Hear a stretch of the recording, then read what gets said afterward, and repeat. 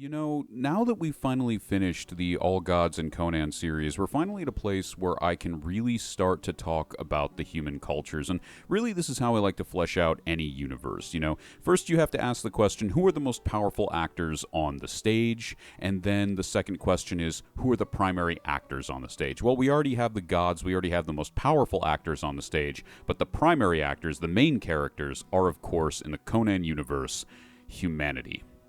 And as we go through this, what I'd like to do here is I'd like to create a little off-the-cuff. Obviously, as you can tell from my speech, this is not a scripted video. But what I'd like to do here is I'd like to take a little time to do a preamble or an introduction to the human cultures in Conan as we are about to start a long-form series on them. And also, while we're doing that, to keep things fresh for both me and the audience, we'll also be doing the magics of the Conan universe as well. So let's get into it, let's begin, and remember, as always, I am not claiming any lore master status. Half my videos are theory crafting, and this especially is a theory crafting video, which I will address at the beginning of our body of the video. Let's begin.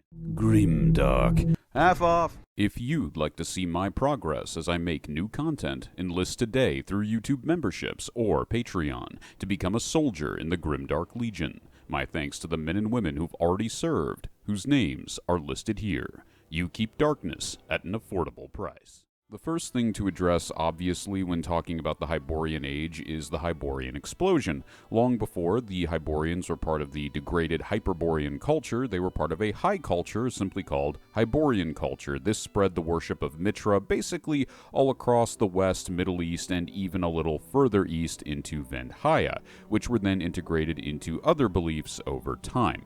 However, I use a different theory. I've based the different Conan monocultures into 6 separate sections. Now, the reason I use this instead of talking about the Hiborian explosion is because different historical events and different historical events hitting in different ways. So a great example of that is separating what I call the Conan monoculture from the Thoth monoculture. Both are defined by the collapse of the ancient demon empire of Acheron, right? Both are obviously defined by it, human slaves rising up and freeing themselves, but over time and the centuries that pass, eventually 2 very specific monocultures raise up due to 2 very specific historical figures, and that is obviously Conan and Thoth-Amon, respectively. Thoth-Amon basically turns Stygia's monoculture into one that really does affect the surrounding areas, into this country that is just this kind of haven for dark gods, and in other ways this kind of affects the neighboring cultures, Shem, Turan, and this sort of other areas. So when we say monoculture, we can honestly talk about the idea of a culture having a dominant epicenter of power within a country, but then that country's culture ultimately sort of spreading out, and they become cultural leaders of their area, which in turn infects and affects these various different nations around them. Same thing goes for Conan's rise to becoming a king in Aquilonia. Obviously, we know later in the Conan timeline, after Conan's death and after King Khan's rise to power, we will find an Aquilonia that greatly expands into an empire, almost swallowing the entirety of the Pictish wilderness and Zingara and all these other nations that surround it. So obviously at this time of King Conan's prominence, which is when I usually like to set Conan games, Conan is still the king of Aquilonia at the time. Generally speaking, the idea of Aquilonia being this cultural epicenter for what could in quotes be called the West is another example of a monoculture. So then we go into what I call the anti-Tumbulku monoculture. So the anti-Tumbulku monoculture would be basically southwestern Hyboria. This would be Kush, the Black Kingdoms, Punt, etc., etc. Now, this is very much defined by the rise and fall of the southern neighbors of Acheron, the Tumbulku tribes. This is the home of the Black Ones and Gray Ones, these sort of entire race of heraldic beings who would seal people inside black magical statues and would hypnotically entrance them and control them in this way. Well, I've talked about this many times, but the entire culture of that area is defined by the people of that region remembering and figuring out the weakness of the Black/Gray Ones and figuring out that these are beings that are demonic or demon supremacists who refuse to harm other demons. So what they did was they turned to dark gods and really embraced demonology as a kind of demonic warfare, and it's defined by demonic warfare and the fracturing of tribes and the effect that that has had on their countries. Now, this would even include nations like Zimbabwe in southwestern Hyboria, the version of Zimbabwe, the magical Zimbabwe of Conan, because even though Zimbabwe isn't similar to this, Zimbabwe has more of a human-focused culture. It's still defined by that collapse of the Tumbulku tribes and the growth around it of demonic warfare, and an understanding that if you're going to have anything even close to peaceful relations with your neighbors, you better give cultural respect to their dark gods. So generally speaking, that anti-Tumbulku monoculture would be effectively the Black Kingdoms, Zimbabwe, Punt, Kush, a lot of these other nations. And then we have the Kitai monoculture, which would be number 4. The Kitai monoculture is the idea of the Scarlet Circle rising to power in that area in very ancient times. It's not defined by the collapse of any ancient empire, but rather the rise of an ancient empire.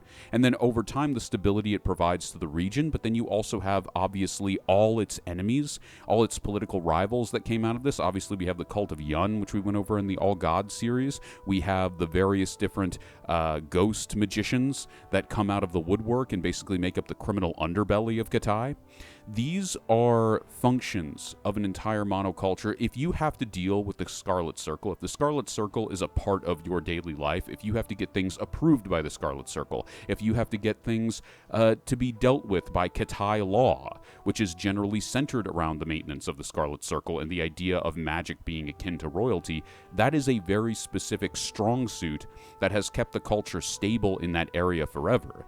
The rise and fall of the Scarlet Circle, the eventual fall far in the future of the Scarlet Circle, as, you know, obviously the Hiborian Age comes to an end and we see things start to move into the ancient world and Kitai kind of slowly moves into becoming ancient China. That is that entire culture. And originally, I actually had the misnomer of trying to include Venthaya in this culture. Now, this was wrong, because Venthaya truly does have its own monoculture. It really is defined by Asura worship, which seemingly is an older god than Mitra, but who Mitra, once given to them by the Hiborian explosion, was integrated into as the son of Asura, and all the countries that kind of maintain Asura worship. So Asura culture, really Asaurian culture, does kind of have this adoptive element to it, and obviously this is best represented by Kosala and their blood god Yajur, and you sacrifice, strangled victims to save the blood for Yajur.